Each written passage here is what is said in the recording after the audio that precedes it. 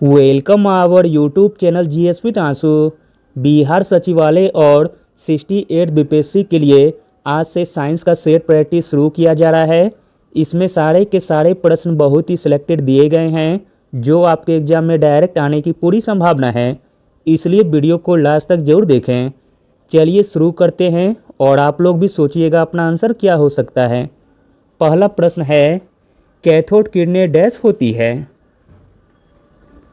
Cathode किरणें होती है उच्च ऊर्जावान इलेक्ट्रॉनों का प्रभाव। Option number C.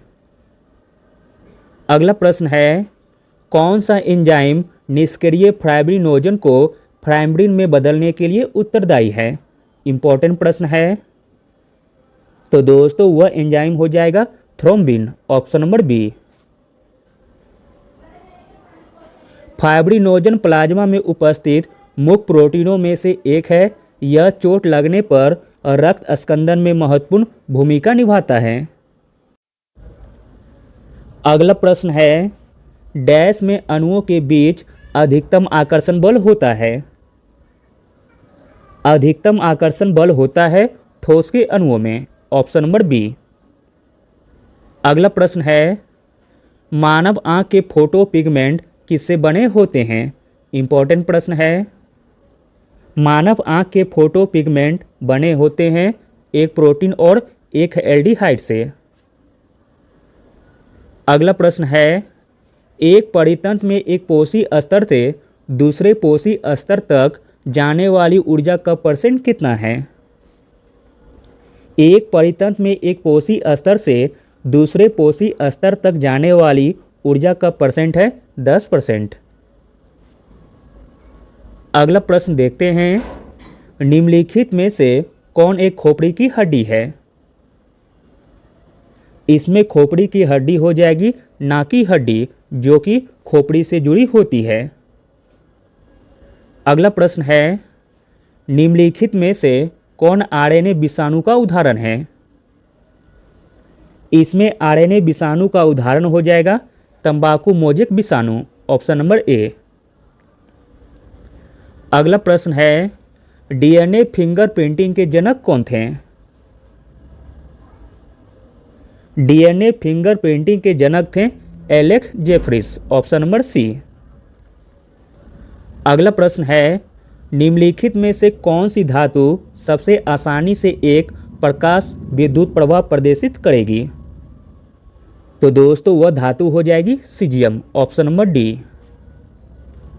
अगला प्रश्न देखते हैं, विषाणु संक्रमण के नियंत्रण में किस प्रकार के प्रोटीन महत्वपूर्ण है। विषाणु संक्रमण के नियंत्रण में जो प्रोटीन महत्वपूर्ण है वह है ग्लाइकोप्रोटीन। Option number D. अगला प्रश्न है, कौन सा पारिस्थितिकी पिरामिड हमेशा सीधा होता है। जो पारिस्थितिकी पिरामिड हमेशा सीधा होता है वह है ऊर्जा का पिरामिड। अगला प्रश्न देखते हैं, नॉन स्टिक कुकवेयर बनाने के लिए किसका उपयोग किया जाता है। नॉन स्टिक कुकवेयर बनाने के लिए उपयोग किया जाता है पॉलीटेट्रा फ्लोरोएथिलीन का। Option number C. अगला प्रश्न है, नाइट्रोजन की खोज किसने की थी। नाइट्रोजन की खोज की गई थी डैनियल रदरफोर्ड के द्वारा। Option number C. अगला प्रश्न है, निम्नलिखित में से कौन ऊर्ध्वपातन यानी कि सब्लिमेशन की प्रक्रिया को दर्शाएगा। ऊर्ध्वपातन की प्रक्रिया को दर्शाएगा नेफ्थलीन। Option number B. ऊर्ध्वपातन एक ऐसी प्रक्रिया है जिसमें कोई ठोस द्रव में बदले बिना सीधे वाष्प में बदल जाता है। इस घटना को कपूर या नेफ्थलीन में देखा जा सकता है। इस प्रक्रिया में बर्फ बिना पानी बने सीधे जल वाष्प में बदल जाती है।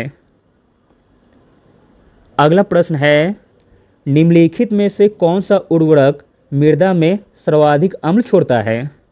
इंपॉर्टेंट प्रश्न है। मृदा में सर्वाधिक अम्ल छोड़ता है ammonium sulphate. Option number A. अगला प्रश्न देखते हैं, गेहूं की खेती के लिए कौन सा उर्वरक का उपयोग करेंगे?